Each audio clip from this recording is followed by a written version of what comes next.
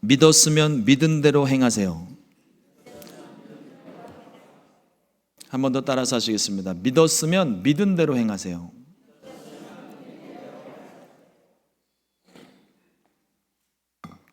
오늘 함께 본독한 히브리서 4장 1절로 3절 말씀 가지고 믿었으면 믿은 대로 행하세요, 이와 같은 제목으로 함께 말씀의 은혜를 나누겠습니다. 지난 주 중에 화요일인가 수요일쯤인가 뉴스를 이렇게 보다가 기사를 검색을 하다가 좀 충격적인, 저로서는 충격을 좀 받았던 기사가 하나 있었는데, 시카고 지역의 이민 단속반이 엘진 지역의 한 가정을 습격해서 불법 이민자들을 잡았다고 기사가 났는데, 잡고 나서 보니 시민권자였더라 하는 기사였습니다. 다른 것들도 물론 가슴 졸이는 뉴스들이지만 특별히 저희 교회 청년 중에 한 사람이 엘진에 살고 있다 보니까 관심이 더 가더라고요. 전화는 못했지만 안전할 줄 믿고 기사를 보면서 참 답답했어요. 그리고 두렵기도 했습니다. 이게 소위 말하는 폭력 정치인가 하는 생각도 한번 해보고요. 분명 잘못된 것을 바로 잡는 거는 인정하겠는데 그 방법적인 부분이 꼭 이래야만 했을까 하는 부분, 우리 이민사회를 오래도록 사셨으니까 아시겠지만 이민사회 시작은 신분 문제 해결부터 아닙니까? 저도 비자를 거쳐서 영주권 취득하기까지 그 신분 문제 때문에 참 고민도 많이 했고 기도도 많이 했던 그런 시간들이 있었는데, 결국 이 신분 문제가 참 중요한데 요즘 우리 이 정부의 반이민 정책 때문에 불안해하는 사람들이 되게 많아진 것 같아요. 행정 미비자들은 더할 나위 없고 정상적으로 신분을 가지고 있는 사람들조차도 언제 뭐가 들이닥칠지 모르는 일이거든요. 조그만 영상들 보니까 불법 이민 단속반이 점잖게 신분증을 요구하는 게 아니더라고요. 그냥 차 타고 있는 사람 유리창 깨고 억지로 끌어내고, 우리 얼마 전에 아틀란타에 있는 현대공장 사건 보셨잖아요. 중범죄자들도 아닌데 무슨 수갑을 채우고 허리에 쇠사슬을 묶어가지고 끌고 가는 모습이 꼭 이래야만 했을까 하는 생각을 자꾸 하게 돼요. 또 얼마 전에 발표됐던 내용도 보니까 시민권자 취득도 점점 더 어려워진다고 이야기를 합니다. 또 취업비자도 전에 이 수수료가 1,000불 정도면 됐던 게 10만 불인가요? 네, 상상도 못하는 수준으로 올려버린 거예요. 그러니까 이 뉴스를 가만히 보고 있으면 이 정부의 정책 방향을 읽을 수가 있는데, 하는 얘기가 그거죠. 싫으면 오지 마. 우리도 안 받을 거야. 무슨 똥배짱으로 이런 얘기를 하는지는 모르겠지만, 이러한 발표를 듣는 이민자 입장에서 해도 너무한다는 소리를 합니다. 그런데 안타깝게도 불행스럽게도 미국 이민국에서 정부에서 정한 기준이기 때문에 이 법이 바뀌지 않는 이상 따라야 되는 조건들이에요. 이게 답답한 거죠. 억울하고 답답해도 합법적인 신분을 얻으려면 울며 겨자 먹기 식으로라도 따라야 되는 조건이 돼버린다는 겁니다. 은행에서 대출을 받을 때도 같아요. 은행마다 정한 기준을 따라야 됩니다. 어떤 은행에서는 쉽게 내주는 데가 있는지 모르겠지만 조건이 까다롭고 엄격한 곳에 가가지고 왜 당신네들은 조건이 까다롭고 엄격하냐고, 저쪽은 안 그러는데 왜 당신네들은 그러냐고 따져봤자 그럼 글로 가라 그래요. 그 은행에서 정한 기준이 있거든요. 원하는 것을 얻으려면 많은 시간과 돈을 들여서라도 원하는 것을 얻고자 하는 것이 있으면 기준을 따라야 합니다. 우리 성도님들 실제 살면서도 그런 거 있잖아요. 은행 대출도 안 받는 분들도 계시니까 좀 실제적인 얘기를 해보면, 의료보험, 메디케어, 메디케이드 들을 때도 조건이 있어요. 내 상황이 좀 이런데 좀 한 번만 좀 봐주시면 안 되겠습니까? 애들 말로 얄짤 없어요. 그냥 정해진 기준을 따라야 되는 거예요. 그래야 그 신분, 자격을 얻을 수 있는 거예요. 처음부터 너무 좀 아픈 얘기, 씁쓸한 얘기, 돈 얘기해서 죄송한데 시선을 조금 바꿔봅니다. 여러분들에게 한번 질문합니다. 하나님 나라 시민권을 얻기 위해서 우리는 얼마나 노력하고 있습니까? 하나님 나라 시민권을 그러니까 예수 믿고 난 다음에 하나님 나라 시민권을 우리 모두가 다 받았는데 이 시민권을 유지하기 위해서 우리는 얼마나 많은 관심을 가지고 있습니까? 오늘 말씀은요, 구원받은 우리들의 신분과 믿음에 관한 이야기를 합니다. 히브리서 4장 1절 말씀을 보면 그러므로 우리는 두려워할지니 그의 안식에 들어갈 약속이 남아 있을지라도 너희 중에는 혹 이르지 못할 자가 있을까 함이라. 여러분 이 말씀을 보면은요, 성경 어디에도 두려워하라, 놀래라 이런 표현 하나도 없습니다. 두려워하지 말라, 놀라지 말라, 내가 너의 하나님이라 위로의 말씀들은 많이 봤는데 오늘 말씀은요, 대놓고 두려워하라고 그래요. 뭘 두려워하는 걸까요? 안식에 들어갈 약속, 곧 구원받은 약속은 있지만 들어가지 못하는 일이 있을 수 있다는 경고를 하고 있는 거예요. 히브리서 3장, 그러니까 앞선 말씀을 보게 되면요, 바로 직전의 말씀이 출애굽 1세대가 광야에서 방황을 하다가 약속의 땅에 들어가지 못한 사실을 기록하고 있어요. 출애굽한 백성들은요, 그 애굽에서 빠져나올 때 약속의 땅 가나안을 이미 약속받은, 보장받은 사람들입니다. 그래서 모세 믿고 하나님 믿고 그들이 나온 거예요. 약속은 받았는데 출애굽 1세대 중에 2사람 빼고 아무도 못 들어갔어요. 약속을 받았는데 이 사람들이 왜 못 들어갔습니까? 하나님을 온전히 믿지 않았기 때문에 그래요. 가나안 땅을 약속받았지만, 그래서 약속의 땅으로 인도함도 받았지만 아무도 그들이 들어가지 못한 이유는 하나님의 말씀을, 아니 그 말씀하시는 하나님을 안 믿었다는 거예요. 그러니까 안 믿은 사람은 못 들어가는 거죠. 이 사건은 단순히 불행한 과거의 사건만을 말하지 않습니다. 이 말씀을 받는 초대교회 성도들과 또 이 말씀을 오늘 읽고 있는 우리 모두에게 중요한 진리 하나를 전합니다. 그러므로 두려워하라고 경고해요. 무엇을 두려워하라는 것일까요? 이스라엘 민족이 하나님을 온전히 믿지 않으므로 가나안 땅에 들어가지 못했던 것처럼 믿음으로 구원받은 초대교회 성도들 그리고 우리들 중에 믿음을 버리고 다시 세상으로 다시 유대교로 돌아가려는 사람들에게 지금 믿음을 포기하면 영원한 안식에 들어가지 못할 것을 두려워하라고 경고하는 겁니다. 초대교회뿐만 아니라 우리에게도 동일한 적용이 돼요. 하나님의 분명한 약속, 구원의 약속, 수많은 약속의 말씀들을 우리가 받았고 가지고 있지만 그 말씀을 들었을 때는 마음에 잠깐 평안이 있는지 모르겠는데 마음에 평안도 없고 안식도 못하고 구원에 대한 확신이 없는 것은 듣는 자가 믿음과 결부시키지 아니함이라. 바꿔 말하면 말씀과 믿음이 하나 되지 못했기 때문이라는 거예요.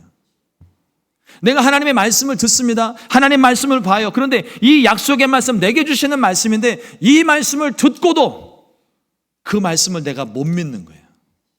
내가 너와 함께하리라 약속하셨잖아요. 그러므로 두려워하지 말라고 하십니다. 그런데 우리는 왜 두려워하는 거예요? 하나님 못 믿는 거예요. 나와 함께 하신 하나님 못 믿으니까 내가 지금 두려워하는 거라고요. 그 하나님을 믿으면 이 두려움이 떠나는데도 두려워하면서 하나님도 안 믿고 자꾸 세상에서 다른 사람들 바지끄레기 붙잡고 나 좀 살려달라고 붙잡는 게 우리들 모습 아닙니까? 말씀 따로 믿음 따로의 생활을 자꾸 해요. 구원에 대한 확신이 없습니다. 약속의 말씀도 믿지 못합니다. 우리가 요즘 새벽에 로마서 말씀 가지고 나누고 있는데 로마서 말씀 그렇게 많은 날들 로마서를 가지고서 말씀을 나누면서도 그중에 이 로마서가 전하는 딱 한 가지 주제밖에 없어요. 나의 의인은 오직 믿음으로 말미암아 살리라. 믿음으로 구원 얻는다는 걸 얘기를 하는 거예요. 여러 가지 다양한 방법들 비교해 가면서 결국 결론은 믿음으로 구원을 얻게 된다는 것. 그러므로 율법주의 따르지 말고 어떤 행위적으로 의식적으로 하는 거 하지 말고 그냥 믿음으로 구원받았음을 받아들이라는 그 한 가지 진리를 이야기하는 거예요. 근데 우리 마음에 사람이요, 기본적으로 특히나 한국 사람들 종교심이 많아요. 종교심이. 그래서 믿음으로 구원받은 사실을 내가 처음에 믿고 구원함을 받고 하나님의 자녀가 됐는데 시간이 가면 갈수록 뭔가를 더 해야 될 것 같은 불안함이 자꾸 생기네요. 하나님 사랑을 받으려면 내가 뭘 더 해야 되지? 이미 하나님의 사랑은 충분히 내가 받고 있는데도 불구하고 어떻게 하면 사랑을 더 받아야 되지? 뭘 하면 더 받을 수 있을까? 뭘 하면 더 복을 받을 수 있을까? 뭘 하면 내가 더 사랑받을 수 있을까? 자꾸 이 고민을 하다 보니까 뭘 자꾸 더 하려고 그래요. 성경의 진리는 딱 하나입니다. 믿으면 구원받는 거예요. 다른 거 없습니다. 여기에 무슨 양념 칠 필요 하나. 여러분, 고기가 제일 맛있을 때가 언제인지 아세요? 양념 없이 고기 맛을 먹을 때.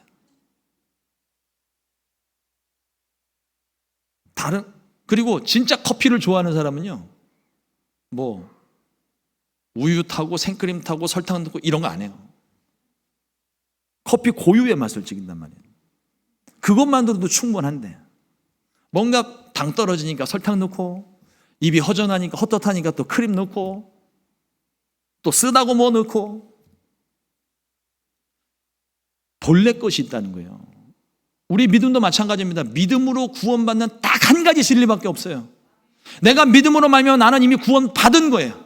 근데 시간이 지나고 나니까 점점 색이 퇴색해져서 내 마음에 뭔가 좀 부족한 것 같아서 자꾸 뭔가를 더 하려고 그래요. 제가 확실히 정리를 해드릴게요. 뭔가를 더 해서 구원을 이루는 게 아닙니다. 믿음으로 구원은 이루어진 거예요. 내가 예수님 믿음으로 말미암아 나는 구원 받았어요. 문제는 구원받은 내가 하나님의 자녀로서 살아가는 법도를 말씀하고 계시는 거예요. 그래서 주일 성수를 이야기하고 헌금 생활을 이야기하고 전도하는 걸 이야기하고 성경 있는 거 얘기하고, 그건 여러분들의 신앙의 유익을 위해서 말씀드리는 거지 그 행위 자체가 구원을 이루는 게 아니라고요. 오늘은 해야 될 말이 많아서 더는 말을 못하겠지만 언제 한번 시간 될 때 이 부분에 대해서 한번 말씀을 나눌 기회가 있을 거예요. 그러니까 뭔가 자꾸 믿음으로 말미암아 살리라 한 말씀을 내가 받았음에도 불구하고 뭔가 자꾸 이것도 첨가해야 될 것 같고 저것도 첨가해야 되고, 그래서 자꾸 신앙생활이, 조금 죄송한 표현이지만 신앙생활이 아주 지저분해지는 거예요. 진리는 단순하고 클리어한 건데 자꾸 이것저것 덧붙여가지고 사람 숨도 못 쉬게 만들어 놓는 거예요. 성경에서 말하는 하나님 나라 조건들이 있긴 있어요. 제가 말씀드릴게요. 요한복음 3장 16절에 보면 하나님이 세상을 이처럼 사랑하사 독생자를 주셨으니 이는 그를 믿는 자마다 멸망하지 않고 영생을 얻게 하려 하심이라. 또 요한복음 14장 6절에 보면 예수께서 이르시되 내가 곧 길이요 진리요 생명이니 나로 말미암지 않고는 아버지께로 올 자가 없느니라. 사도행전 16장 31절 말씀에 이르되 주 예수를 믿으라 그리하면 너와 내 집이 구원을 받으리라 하고, 이 세 가지 말씀에서 공통적으로 말하는 기준은 예수님입니다. 예수님 믿는 거면 충분한 거예요. 그리고 예수님을 통해서만 구원받는다는 걸 분명하게 이야기하고 있어요. 복음이 이게 다예요. 이 복음을 어떤 성경은 이렇게도 설명하고 또 다른 성경에서는 저렇게도 설명하고 방법들을 달리하니까 많아 보이는 거지 진리는 딱 하나입니다. 예수 믿으면 구원받는다는 거예요. 그러면 예수님을 믿는다는 것은 무엇을 의미하는 걸까요? 내가 예수님 오늘 믿고 나의 주인으로 모셔드립니다. 지금부터 천국까지 나와 동행해 달라는, 여러분 교회 처음 와서 예수님 믿을 때 이 결심기도 다 하셨죠. 그러면 이렇게 고백하기만 하면, 이렇게 결심 기도만 하면 구원은 이루어지는 겁니까? 히브리서 10장 38절 말씀에 보면 나의 의인은 믿음으로 말미암아 살리라 또한 뒤로 물러가면 내 마음이 그를 기뻐하지 아니하리라 하셨느니라. 만일 결심기도 하나만 가지고 모든 것이 완성되는 구원이라면 오늘 이 말씀에 뒤로 물러가면이라는 조건은 필요 없는 거예요. 내가 예수님 믿고 결심하고 구원받았기 때문에 뒤로 물러가는 게 가도 소용이 없는 거예요. 아무 의미가 없는 거예요. 그런데 결신기도만 가지고 구원받았다고 생각하는 거예요. 그것으로 구원이 끝난다는 게 아니라는 거예요. 뒤로 물러가면 가는 일이 있으니까, 이 뒤로 물러가는 일이 있으니까 오늘 지금 이렇게 기록을 하고 있는 거 아닙니까? 초대교회 성도들에게. 이 초대교회 성도들이 우리가 얼마 전에도 말씀들 새벽에 계속 나누면서 계속 반복을 했었던 부분이지만 한 번 더 정리를 할게요. 초대교회 성도들에게 복음을 전했는데 그 중에 이방인들도 있고 유대인들에서 개종한 사람들도 있습니다. 그런데 유대주의자들이, 율법주의자들이 쫓아와가지고 복음을 전하는 곳마다 와서 율법을 행해야 구원을 얻는다고 자꾸 가르치는 거예요. 그러니까 믿음으로 말미암아 구원을 이미 얻은 사람들인데 뭘 지켜야 자꾸 구원받는다고 이야기하니까 우리 안에 있는 깊은 종교심이 또 발동을 해가지고 이것도 해야 되나 보다, 저것도 해야 되나 보다, 이거 해야 되는 거 어차피 저기서 하는 거 다시 유대교로 가자, 아유 이거 다 귀찮다, 다시 세상으로 가자, 돌아가는 사람들이 생겼다는 거예요. 이 사람들이 뒤로 돌아가는 사람들이에요. 물러가는 사람들이에요. 하나님이 그걸 기뻐하지 않으신다고 이야기하는 겁니다. 잘 믿고 순종하면 두려워할 일 하나도 없죠. 신랑을 맞을 준비가 이미 끝났기 때문입니다. 그런데 중간에 믿지 못해서, 중간에 믿음이 약해져서, 중간에 순종하지 못해서 신앙생활이 점점 방황하기 시작하는 거예요. 뒤로 물러서는 것은 어리석은 일입니다. 주님이 기뻐하시지 않습니다. 내게 생명을 주신 분인데 그분에게서부터 멀어진다고요. 그러면 나는 생명을 포기한 사람이 되는 겁니다. 히브리서 기자는 그래서 말합니다. 히브리서 3장 14절 말씀에 우리가 시작할 때에 확신한 것을 끝까지 견고히 잡고 있으면 그리스도와 함께 참여한 자가 되리라. 끝까지 붙잡고 있으면, 내가 믿는 이 믿음 끝까지 간직하고 있으면, 뭐 때로는 걷다가 비도 맞고 바람도 맞고 태풍도 맞고 뭐 여러 가지 많은 삶의 우여곡절이 있을지 모르겠지만, 그래서 그 믿음이 잠깐 흔들릴지는 모르겠지만 여러분, 이 믿음은 절대로 놓으면 안 되는 거예요. 우리 옛 시조 가운데 가다가 멈추면 아니가만 못하다라는 시조가 있습니다. 조금 힘들더라도 포기하지 말고 꾸준히 노력하라는 교훈의 내용으로 지어진 시예요. 그런데 요즘 현대 사람들은 이 옛 시조가 마음에 안 들었나 봐요. 요즘 현대인들은 말합니다. 가다가 멈추면 간만큼은 이익이라고 생각을 합니다. 안 하는 것보단 하루라도 뭘 하면 그래도 안 하는 것보단 낫겠지. 그래서 자꾸 이것저것 해보는 것 같아요. 물론 그래서 좋은 결과들이 나타나는 경우도 있겠지만 안 하는 것보다 분명 나을지도 모르겠습니다. 그런데 신앙에 있어서만큼은 또 다른 얘기가 됩니다. 가다가 멈추면 끝나는 거예요. 예수님 믿고 생명의 길을 걷고 있었는데 이 길을 멈추면 모든 게 끝나는 겁니다.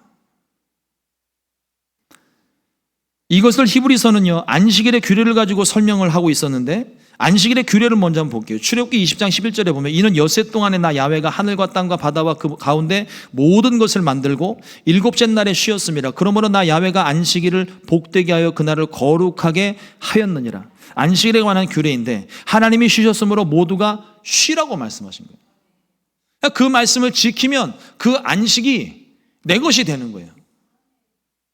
에덴 동산에서는 모두가 다 안식을 했습니다.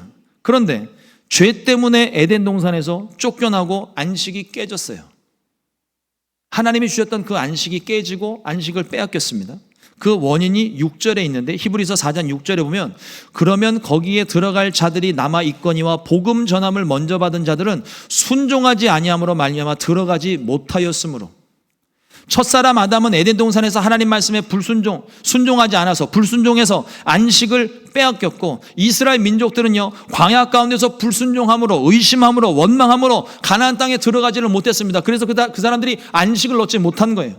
가나안 땅이 영원한 안식의 땅은 아니겠지만 하나님이 약속하신 땅입니다.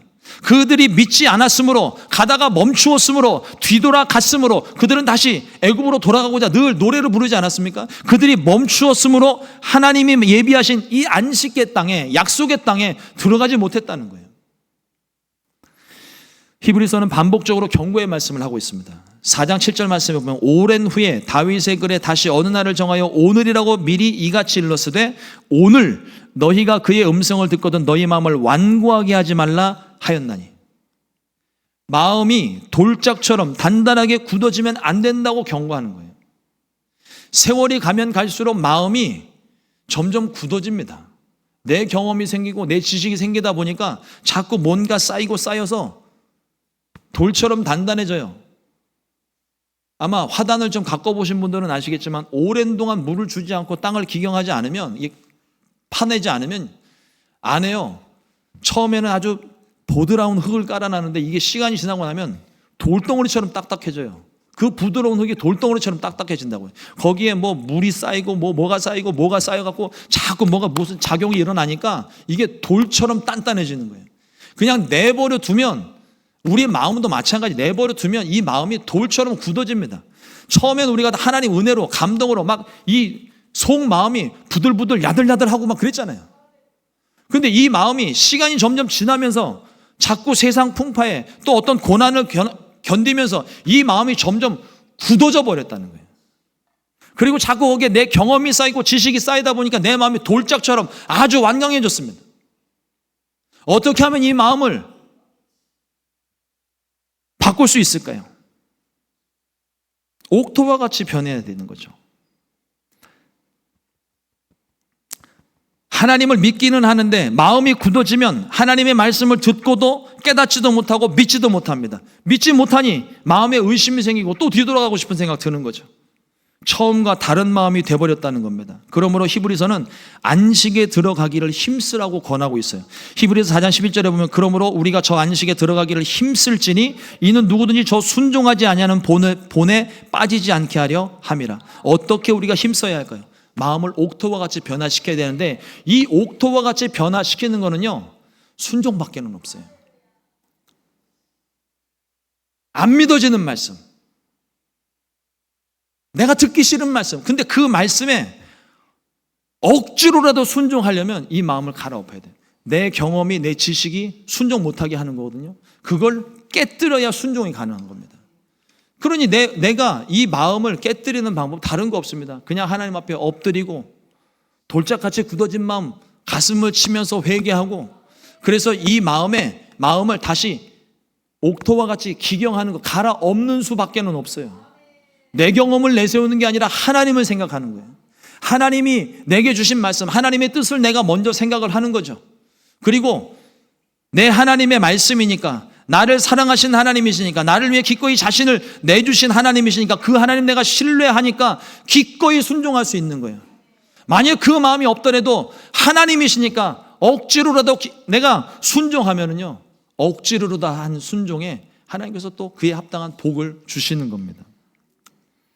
성경에서 이스라엘은요, 실패한 백성입니다. 왜냐하면 그들이 불순종했기 때문에 그래요. 불순종한 결과 하나님의 심판을 받았습니다. 이것이 오늘 우리에게 이 시대에 주시는 교훈이 무엇일까요? 믿고 순종하면 구원을 얻는다는 걸 가르치시는 거예요. 이스라엘처럼 불순종해서 실패하지 말고, 그러니까 그걸 본받지 말고 그걸 반면교사 삼아서 도리어 나에게 적용을 해보면, 내가 말씀 듣고 하나님 말씀에 순종하는 것, 믿고 순종하는 것, 앞서 또 로마서 말씀 드렸던 것처럼 믿음으로 말미암아 구원을 얻으리라. 이건 이미 예수님의 십자가 사건으로 이루어진 것이고 그걸 내 마음 가운데 받아들임으로 나는 구원받은 사람이 된 겁니다. 이건 변함없는 진리예요. 근데 이 변함없는 진리를 내가 자꾸 의심을 하니까 나의 자잘한 실수 하나 때문에, 내가 죄에 걸려 넘어지는 것 때문에 자꾸 나는 아니라고, 원수마귀는 끊임없이 나를 참소하고 나를 비웃으며 조소하죠. 네가 그러고도 하나님의 백성이냐? 네가 그러고도 예수 믿는 사람이야? 네가 그러고도 주의 종이야? 끊임없이 우리를 참소하지만 그럼에도 불구하고 내가 구원받은 사실에는 변함이 없는 거예요. 자꾸 다른 소리에 이 믿음이 흔들리지 않게 되시기를 주님의 이름으로 축원합니다. 믿고 순종하면, 믿으면 우리는 구원받습니다. 이 믿음은 우리의 행동으로 나타나는 거예요. 믿음은요, 우리가 살아있는 동안 계속 현재 진행형입니다. 예수님은요, 요한계시록에서 교회들을 책망하시면서 회개하지 아니한 촛대를 옮길 것이라고 책망하셨어요. 촛대가 옮겨질 수 있다는 걸 우리가 알아야 됩니다. 구원에 대해서도 마찬가지예요. 근데 이게 우리가 잘 새겨들으셔야 되는 게, 우리가 구원받은 것, 또 우리가 하나님께 쓰임받는 것, 뭐 장자로서 뭐 이렇게 쓰임받는 것, 얼마든지 바뀔 수 있어요.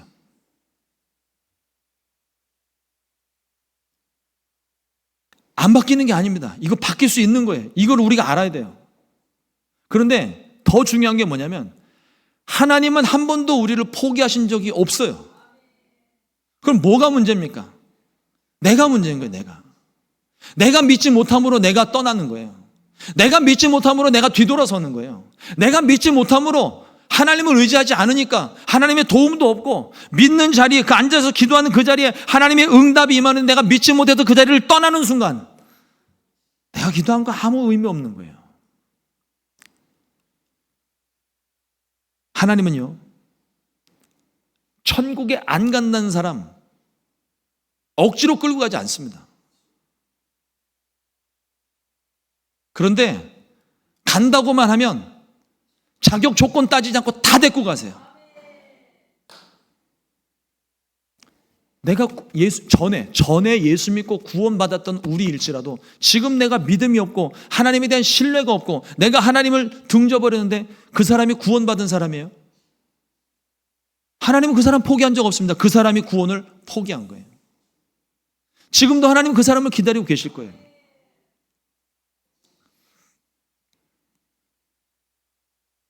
촛대는 옮겨질 수 있습니다. 그러므로 한 번 믿는 것, 그리고 머리로만 믿는 믿음, 이게 우리가 가장 경계해야 되는 믿음 중에 하나예요. 주님 오시는 날까지, 주님 앞에 서는 날까지 우리의 이 믿음이 변치 않아야 될 줄로 믿습니다. 연약한 믿음이라도 괜찮아요. 부족한 믿음도 괜찮아요. 넘어졌던 흔적이 있고 지금 넘어져 있어도 괜찮아요. 하나님을 믿는 믿음만큼은 여러분 절대로 포기하지 않게 되시기를 주님의 이름으로 축원합니다. 사랑하는 성도 여러분, 일하지 않고 쉬는 것이 안식이 아니에요. 문제가 없는 것이 안식이 아니라, 문제가 있어도, 문제 속에서도, 폭풍 우 속에서도 주님이 나와 함께 하시기 때문에 그 속에서 나는 평안을 누릴 수 있습니다. 요한일서 5장 4절 말씀에 보면, 무릇 하나님께로부터 난 자마다 세상을 이기느니라. 세상을 이기는 승리는 이것이니 우리의 믿음이니라. 세상을 이기는 승리, 믿음이라고 그랬어요. 믿음. 그 믿음이 뭐예요? 내가 실패하지 않을 거라는 믿음입니까? 내가 성공할 거라는 믿음이에요? 나는 절대로 실수하지 않을 거라는 믿음입니까? 하나님을 믿는 믿음이에요. 어떤 상황 속에서 나를 구원하시고 나를 지켜주시는 하나님에 대한 신뢰, 그 믿음이 세상을 이긴다고 하는 겁니다. 세상에 수많은 환난과 위협들이 있을지라도 우리는 문제 없기를 원하지만, 우리 삶이 어디 문제 없은 적이 한 번이라도 있어요? 제가 지난 주 중에 급한 강의 원고를 좀 제출할 일이 있어갖고 그걸 급하게 탁 시간 다 밀어놓고 그걸 해놓고, 심지어는 교회 와가지고 새벽 3시까지 강연 준비하다가 마무리하고 집에 갔어요. 그리고 그 다음날 새벽 예배 드리고 난 다음에 집에 가서 쉬고 싶어갖고 누웠는데 잠이 안 와요. 또 다른 일이 생각이 난 거예요. 하나 끝났더니 또 다른 일이 생긴 거예요. 끊임없이 우리의 마음은 이런 문제들, 갈등, 뭐 또 다른 해야 될 일들, 우리의 마음에 쉼이 없습니다. 그런데 그런 중에도 내가 하나님을 믿고 있으면, 하나님이 나와 함께 하신 것을 내가 알고 있으면 그 속에서 평안을 누릴 수 있는 거예요. 일이 없는 게 안식이 아니라 하나님과 함께 있는 게 안식이에요. 우리가 정말 두려워해야 될 것은, 처음에 얘기했죠. 두려워해야 될 것은 내게 어떤 문제가 다가올 것에 대한, 그것 때문에 내가 실패하고 넘어질 것에 대한, 잃어버릴 것에 대한 그 두려움이 아니라 내 안에 하나님이 계시지 않는 것에 대한 두려움이 필요합니다. 정말 그걸 두려워할 수 있어야 돼요. 문제가 많아도 하나님이 나와 함께 하신 사실만 내가 확실히 믿고 있으면요, 문제 속에 있어도 아무 걱정 없잖아요. 어제도 그렇고 오늘도 그렇고 밤에 막 비가 왔어요. 비가 왔는데도 비가 안 오기를 원하지만 비가 왔어요. 근데 그 비가 오는 중에도 비 오면 막 귀찮잖아요. 비 맞고 우산 들고 다니고 귀찮고 또 급급하고 눅눅하고 습하고 비가 안 오길 원하는데 비가 와요. 근데 비가 오면 또 우리는 또 그에 맞춰서 살죠. 어떻게 삽니까? 우산 들고 다니고 차 타고 다니고 또 집안에 머물러 있고 비 안 맞으면 되니까요. 우리가 문제 속에서도 마찬가지예요. 그 문제 속에서 문제가 없기를 바라기보다는 문제 속에서도 나와 함께 하시는 하나님을 내가 믿고 있으면 내 마음이 든든해지는 겁니다. 평안해지는 거예요.